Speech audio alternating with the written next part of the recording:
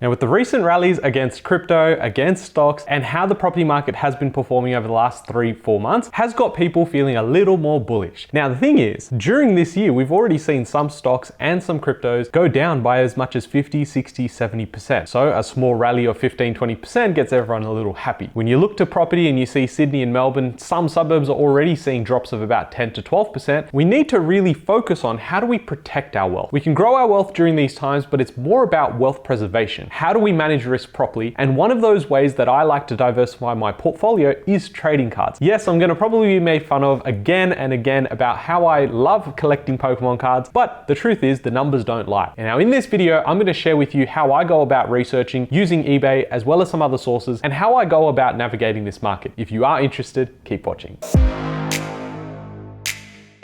Hey guys, my name is Ravi and welcome back to Personal Finance with Ravi Sharma. If you're new here, smash that subscribe button because I talk about real estate, cryptocurrency, and financial freedom. Occasionally I'll make a video while I'm sitting in Italy in a hotel with the bathtub behind me. Yeah, that's happening right now. Now, a lot of people may not have even clicked on this video depending on what title I've come up with, but when it comes to trading cards, people don't take it seriously. They're like, why would I collect cardboard cards? That doesn't do anything for me. And maybe there's a bit of a hobby, maybe there's nostalgia, but I'm not gonna spend hundreds and hundreds of dollars on this sort of thing because I don't see any point to it. Now, to those guys, I say, look, keep an open mind as we go through this video because believe it or not, there's people that are paying millions and millions of dollars for some paint on a piece of canvas, right? Artwork. And when we go through historical periods, we've seen that during some of these recessionary times or downturns, we've seen the market go down as much as 50 or 60% when it comes to the S&P 500. But when you compare that to blue chip artwork, that's actually gone down by maybe 15 or 20%. And in some cases, some particular niches have actually gone up. Now, what I'm believing and my investing thesis is we've got more people growing up with things like cards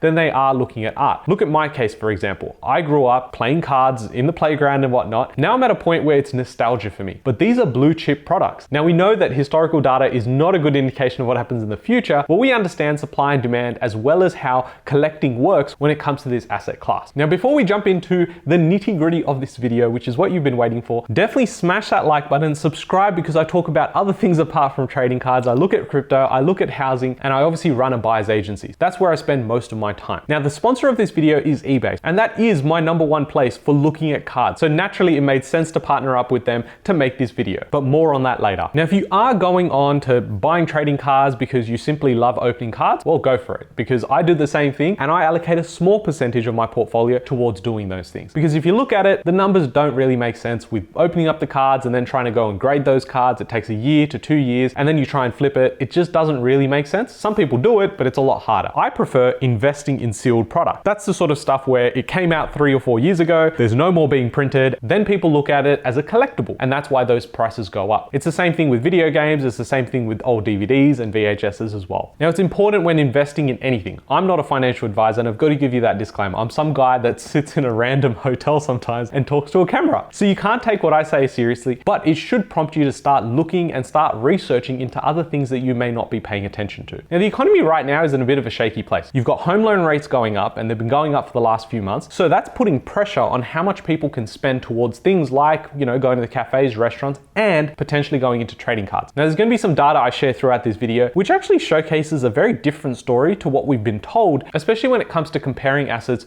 during these downturns. Now, if you've been following the channel for a while, I invest in trading cards like I invest in anything else. I like to dollar cost average in. I don't want to go and try and time the bottom, but I know enough about supply, demand, I understand narratives, and that allows me to beat most of the market and then be able to position myself a lot better against the emotion. I've said it on the channel before. If you can go and separate the emotion from the logic, you are going to make a load of money. As I mentioned in the beginning of this video, eBay Australia has sponsored this video. So thank you so much for eBay to actually bring this out to more people. Now with eBay, you can go on just like anyone else and just, buy and sell some of the products around your house. And trust me, you can find quite a bit. But what you might not know is that through eBay, you can go in and actually increase your membership and go in sign with eBay Plus. Now this is something that I have as well and could be something that you look into as well. Now you can also join eBay Plus for only $4.99 a month or $49 a year. the $49 makes sense to me. That's what I do. And if you're new to eBay Plus, you get 30 days actually free. Now, the thing is, for me, I've spent $49 for the year to go and actually sign up to eBay Plus.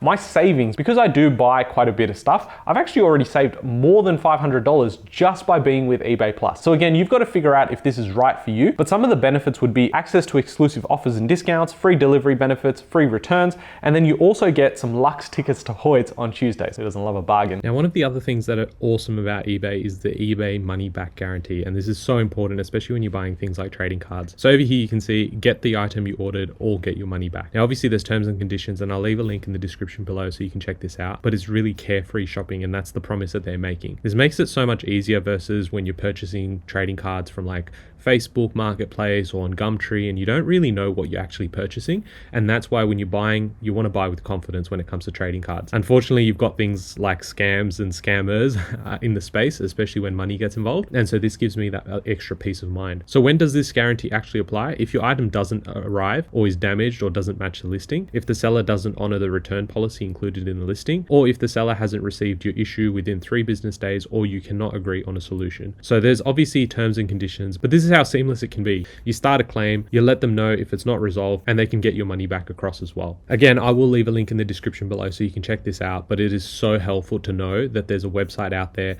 that has all this information as well as their customer service, which is fantastic as well. Now, while we're on the topic of Pokemon cards, I wanted to show you guys just a simple example of how I would go about doing this with eBay, how I go and navigate when I'm looking at prices as well, because this is something that I do in my spare time. Yes, I actually love it. It's a passion. I know I'm a nerd, but let's continue. So over here, I've gone in and put Elite Trainer Box Celebrations. Now, the Celebrations is a set that came out for the 25th anniversary of Pokemon, which was last year. Now, with this product, there was actually a lot printed at the time, but it hasn't been printed since. What that means is that the supply came out into the market, there was some demand, but we all know in 2021, the printers pretty much stopped. We started seeing that crypto started falling, stock market started getting shaky a little bit, and people started thinking there was a bit of FOMO in this housing bubble, so we're probably gonna step away. And it's during this time in Q4 of 2021, a lot of people started leaving the market, whether that was cards, whether that was crypto, whether that was stocks, and even the property market. And why I like eBay is because it was quite transparent. You can see things that are listed, you can see things that have sold, and then you can use some other websites as well to just make sure that all the data lines up. So you aren't going in and overpaying for something when in fact all the data is right there. If we're talking in Australian numbers, the retail price for this product was about $110. And that's when it just came out. The problem is that when it comes out, if there's not enough demand, then you've got local gaming stores all holding that product. Now they run a business, so they need to go ahead and move those things. So on products that don't actually sell, they'll try and sell at a promo price. And in that case, some people did pick these up for $80 to $90 Australian. Now what we're seeing here is Australia only. And I like to just focus on the Australian stock. What we can see are a few listings for this product, and you can see already the price is much higher than what it was last year. And that is the point that I'm trying to make. Is here we've got one for $159, we've got another one for $149, $150, and then about $170. Now people can list it for whatever they like. What we want to see is what has actually sold. What I would then go is use the same filters,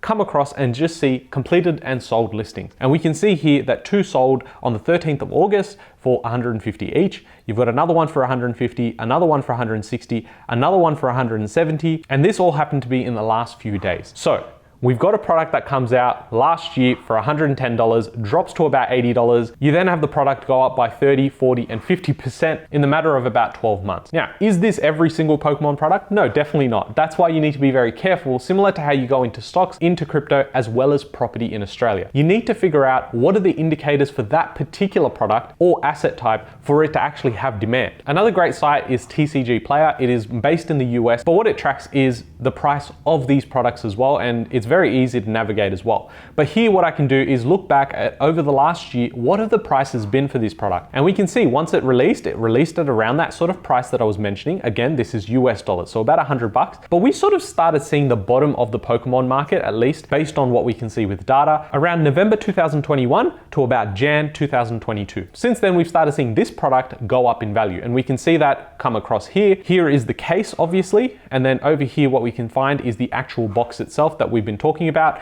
And we saw the price here as high as sort of 120, came down, and then it's been sort of consolidating and starting to move up. Now, the reason I show this particular product is because I just went ahead and bought some more. I believe in the long-term potential of this, but again, this is not for you to go and say, well, this is the product that's going to go to the moon. I better go and listen to Ravi and buy. No, what I'm trying to show you is how to fish. Why am I looking at this product? And all of this stuff was already open because I had just gone ahead and bought it. But what you want to focus on is the research component. You want to understand why this product works, why it doesn't work, and how to go about looking at these specific numbers. eBay goes a long way into helping you, but it's not the only resource. I would say going out there and getting educated when you're getting started in this place is very, very important. But again, when we look at this and you say, well, I'm going to laugh at Ravi because he talks about Pokemon cards, but then I've got assets in my portfolio within trading cards that have gone up by 50 or 60% over the same period where crypto and stocks have gone down by 20 or 30%, I think it's a pretty good move. The other thing to this is that I find that most products are quite liquid if you are going after the more in-demand products. So for me to go out there and have a portfolio that I can move quite quickly versus my portfolio in Australian property and helps diversify my risk. Now, apart from Pokemon cards, I also focus on Dragon Ball Super cards, Flesh and Blood, as well as UFC cards. Over the last couple of weeks, I've started buying a lot more product, mainly in the UFC and the Pokemon space. Dragon Ball Super has a new set coming out, so I'm focusing on that too. But as always, it's very important to know that these things are very volatile. When you're looking at assets like this, sure, you can go up by 50 or 60%, but you can also see large retracements, which you probably won't see in other asset classes. So be very wary when you're going into these things to have a long-term understanding and horizon for how you're going to invest in here. Again, I don't give you financial advice, but if you have enjoyed this video, definitely smash that subscribe button and let's share these videos out to more people because then we have a higher chance to get to financial freedom together. I'll catch you guys in the next one. Thanks, guys.